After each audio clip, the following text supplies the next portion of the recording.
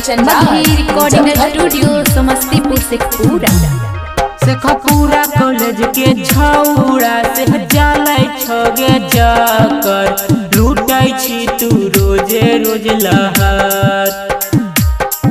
Sheikhpura college के छौड़ा से जालै छगे जाकर लूटै छी तू रोजे रोज लहर। अगे पियावा बाला चीजवा जब शेखपुरा में लूटाई गे कुछ लेके जैनी ससुरा।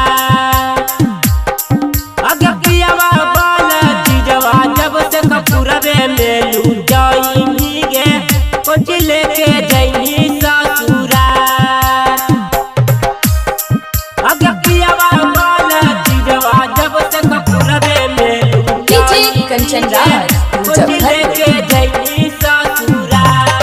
अगे चढ़ली जवानिया में लूटै छी लहरिया डालू चौक पर बोलौ पजा।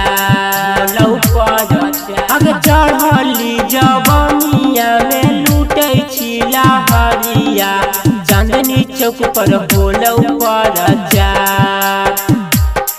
अगे पियावा बाला चीजवा जब शेखपुरा में लूटाई गे कुछ लेके जैनी ससुरा।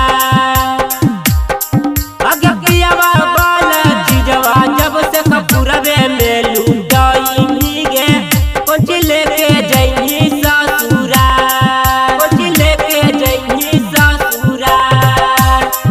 अगे पियावा बाला चीजवा जब शेखपुरा में लूटाई कंचन लेके जैनी ससुरा।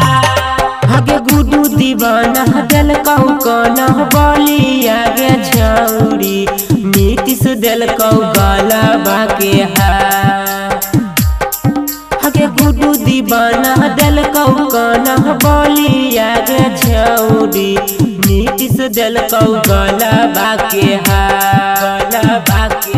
आगे पियावा बाला चीजवा जब शेखपुरा में लूटाई गे कुछ लेके जैनी ससुरा।